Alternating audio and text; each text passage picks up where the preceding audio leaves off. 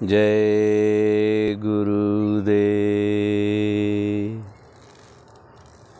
आशीष, आपने कल एक प्रश्न किया था जो तंत्र विद्या से संबंधित था, तंत्र दर्शन से संबंधित था। उसमें आपने पूछा था कि जो वज्रौली क्रिया है, वज्रौली मुद्रा है, इसका क्या जीवन में उपयोग है और कैसे हम इसको जीवन में मोक्ष के लिए उपयोग कर सकते हैं।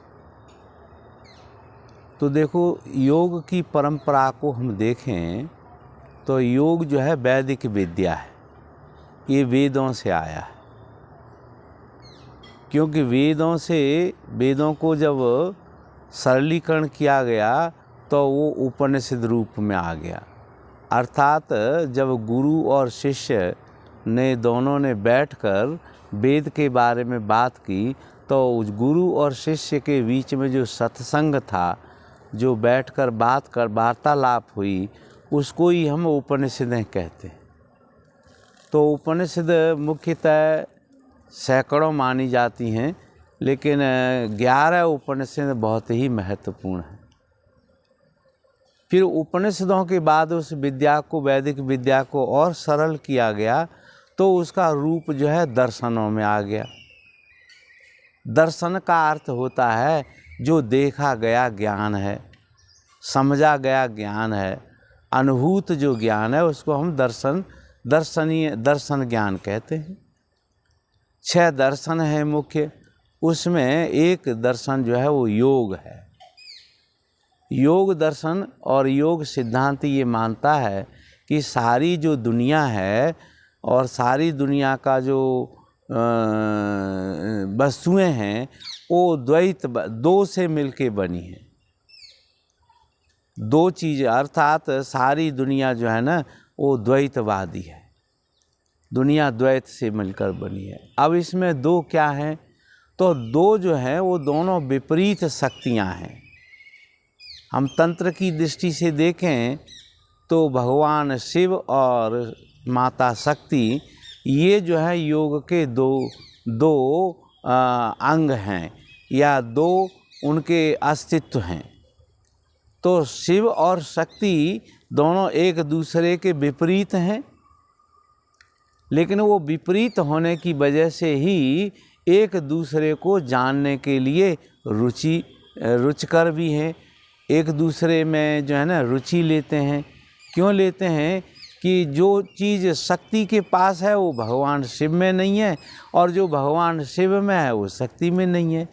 तो वो एक दूसरे को जानने के लिए या एक दूसरे को मिलकर एक साथ संयुक्त होने के लिए वो एक दूसरे से लालायित रहते। तो भगवान शिव शक्ति की ओर आकर्षित रहते हैं, शक्ति भगवान शिव के आकर्षित रहती है।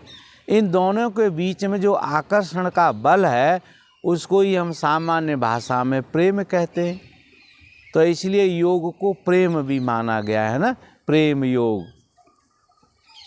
तो ये जो संयुक्त होने की प्रवृत्ति है पुरुष और प्रकृति के में, सांख्य कहता है कि पुरुष और प्रकृति, तंत्र कहता है शिव और शक्ति, योग कहता है जीवात्मा और परमात्मा।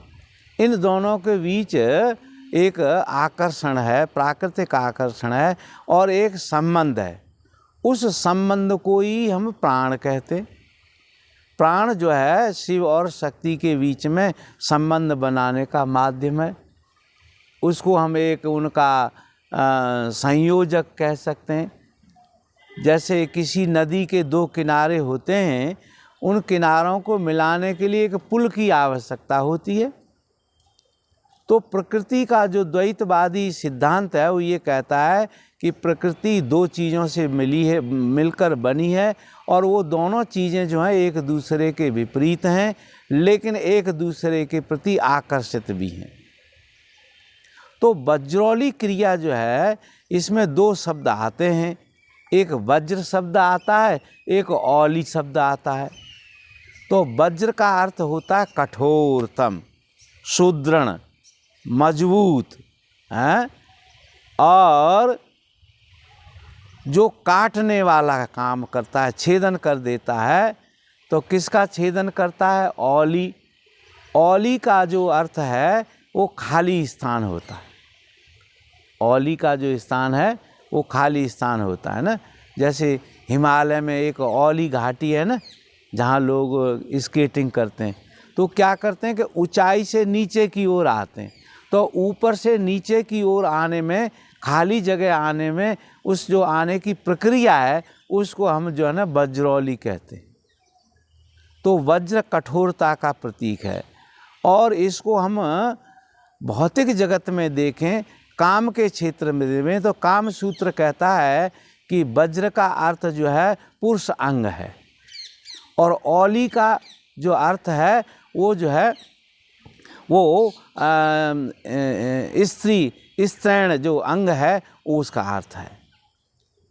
जब बौद्धों में तंत्र आया, बौद्ध धर्म में तंत्र प्रवेश किया, तो उन्होंने वज्रौली जैसी एक क्रिया को, जो आपने देखा होगा कि उसमें दो चीज़ें मानी जाती हैं, एक वज्र माना जाता है और एक पुष्प माना जाता है, कमल का पुष्प।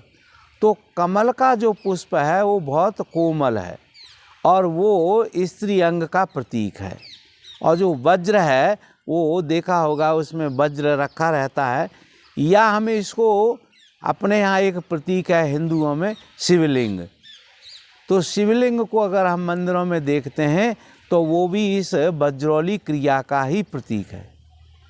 अब शिवलिंग को हम देखें तो जो शिव है वो लिंग रूप है, वो वज्र रूप है, और वो कहाँ स्थापित है? योनि में। और इन दोनों का जो संयोग है उससे जीवन पैदा होता है, क्योंकि भगवान शिव और शक्ति जो है वो इस जगत के माता पिता हैं। गोस्वामी महाराज ने कहा, भवानी शंकरौ वंदे श्रद्धा विश्वास रूपिणौ, याभ्याम विना न पश्यन्ति सिद्धा शांत स्तमीश्वरम। अर्थात बड़े से बड़े सिद्ध लोग भी भगवान शिव और शक्ति को अपने शरीर में तब तक नहीं देख सकते जब तक उनकी श्रद्धा से वो जानकारी नहीं करें, पूजा नहीं करें, उनका ज्ञान न करें। तो जब हम शरीर में झांक कर देखते हैं या शरीर का ध्यान करते हैं तो उसमें शरीर और आत्मा हमको दिखाई पड़ती है। तो आत्मा और शरीर दोनों मिलकर ये भी जो है संयुक्त हैं, ये भी दोनों संभोग के रूप हैं, है ना। शरीर और आत्मा या दोनों चीज़ें जब दोनों चीज़ें संयुक्त होती हैं तो वो एक दूसरे का वो संभोग करती हैं, एक दूसरे का उपयोग करती हैं, एक दूसरे से प्रेम करती हैं। यही संभोग का अर्थ है, भोग और संभोग। तो जब दोनों पक्ष जो हैं, जो विपरीत पक्ष हैं, इसको हम ऐसे भी समझ सकते हैं कि स्त्री और पुरुष का जो मिलन है, पुरुष और प्रकृति का जो मिलन है, शिव और शक्ति का जो संयुक्त रूप है, वही संभोग है। अर्थात प्रत्येक चीज़ जो है दो चीज़ों से मिलकर बनी हुई है। और कैसे बनती है वो, कि जो एक चीज़ है, मान लो A + B, दोनों जुड़कर A और B हो गए, है ना। तो A और B दोनों एक दूसरे का भोग कर रहे हैं। A जो है B से शक्ति ले रहा है, इसीलिए A मौजूद रहता है, ठहर सकता है, स्थित रह सकता है। और B जो है वो A से अपने जीवन का शोषण कर रही है, जीवन ले रही है, इसलिए B स्थित रहती है। यदि इन दोनों में ये संयोग न हो तो जीवन प्रकट नहीं होता। तो वज्रौली क्रिया का अर्थ यही है। वज्र का अर्थ है पुरुष अंग, और पुरुष अंग का जो सत्व रूप है, सार रूप है, वो है वीर्य। तो वीर और रज का जो शोधन है, जो मिलन है, वो वज्रौली का उद्देश्य है। और फिर रज और वीर मिलकर जीवन पैदा करते हैं। न तो रज जीवन पैदा कर सकता है और न वीर पैदा कर सकता है। इसी को हम योग की भाषा में सूर्य और चंद्र भी कहते हैं। तो सूर्य और चंद्र ये एक दूसरे के उपभोक्ता हैं, एक दूसरे का उपयोग कर रहे हैं। जहाँ सूर्य होगा वहाँ चंद्र की उपस्थिति आवश्यक है, अन्यथा सूर्य जो है एक पक्षीय होने के कारण समस्त सृष्टि को, समस्त जीवन को भस्म कर देगा, नष्ट कर देगा, जला देगा। इसीलिए उसको बैलेंस करने के लिए, उसको जो है ना साम्य करने के लिए चंद्रमा की ज़रूरत होती है। तो ये चंद्रमा जो है वो ऊर्जाओं के रूप भी, हम इनको ऊर्जा के रूप में कह सकते हैं कि चंद्रमा जो है ठंडक का प्रतीक है, शांति का प्रतीक है, कोमलता का प्रतीक है, प्रेम का प्रतीक है। और सूर्य जो है उग्रता का प्रतीक है, वज्र का प्रतीक है, कठोरता का प्रतीक है और क्रिया का प्रतीक है। चंद्रमा शांति का प्रतीक है, सूर्य क्रिया का प्रतीक है।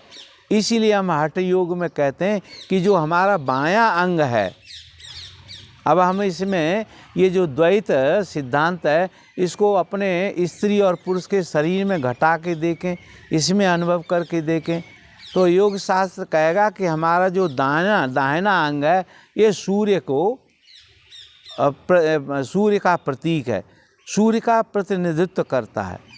और जो दायां अंग है वो चंद्र का प्रतीक है या उसका प्रतिनिधित्व करता है। या ये हिस्सा स्त्रैण है, बायां जो है स्त्रैण है और ये जो है ना दाहिना जो है पौरुषेय है। ये दोनों मिलकर जो है जीवन की रचना करते हैं। तो वज्रौली क्रिया जो है हठ योग में मुद्रा मानी गई है, इसको वज्रौली मुद्रा भी कहते हैं। मुद्रा का क्या अर्थ होता है? मुद्रा का अर्थ होता है भाव, प्रेम का भाव, प्रसन्नता का भाव, या शरीर और आत्मा का जो संबंध है उसको भी हम मुद्रा कहते हैं, उसको महामुद्रा कहते हैं। तो जैसे हमारा व्यक्तिगत शरीर है, ये संसार के साथ या विश्व के साथ या इस विराट अस्तित्व के साथ किस प्रकार से मिला हुआ, किस प्रकार से स्थित है, ये दोनों कैसे एक दूसरे के पूरक हैं, किस प्रकार से साथ साथ रह रहे हैं। तो ब्रह्मांड का और अंड का है या पिंड का, ब्रह्मांड का और पिंड का जो समायोजन है, जो संयुक्त रूप है, उसको ही हम वज्रौली मुद्रा कहते हैं। इस वज्रौली मुद्रा से शरीर का शोधन होता है, प्राण का शोधन होता है और वीर्य का शोधन होता है, या शरीर शोधन होता है। वज्रौली मुद्रा से शरीर शोधन। शरीर शोधन का अर्थ क्या है कि शरीर का जो सार तत्व है वो वीर्य है, तो वो शुद्ध हो जाता है। शुद्ध का अर्थ है कि वो जो है ना अधिक तेजस्वता को प्राप्त हो जाता है। प्राण का क्या अर्थ है? प्राण की शुद्धि का अर्थ क्या है कि प्राण जो है, प्राण 5 रूपों में